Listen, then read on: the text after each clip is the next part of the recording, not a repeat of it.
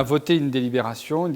qui est dotée de 3,5 millions d'euros à peu près, pour accompagner les projets qui, dans chacun des établissements de la région des Hauts-de-France, permettra d'une part de encore mieux mailler notre territoire avec un accompagnement des établissements sur tout le territoire, sur des projets qui renforcent leur attractivité, qui permettent aussi d'accompagner les étudiants dans la réussite avec des innovations pédagogiques portées par les établissements, mais aussi une question qui est très importante pour nous, c'est la lutte contre la précarité étudiante et l'accompagnement dans l'amélioration des conditions de vie des étudiants. C'est dans le cadre de notre schéma d'enseignement supérieur recherche, on a voulu aussi doter la région d'un outil concret d'accompagnement des établissements pour s'assurer que d'une part, effectivement, on ait de plus en plus d'étudiants qui réussissent leurs études, mais aussi que l'on prépare tout simplement l'économie régionale de demain avec des formations qui sont adaptées aux emplois de demain.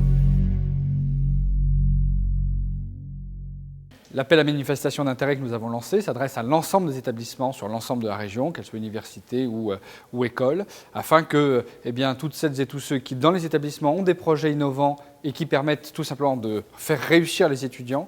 qu'ils puissent y répondre. Et nous, la région des Hauts-de-France, sera au rendez-vous avec un budget important et qui est totalement adapté, encore une fois, aux priorités établies dans le cadre du schéma régional de l'enseignement supérieur, de la recherche et de l'innovation.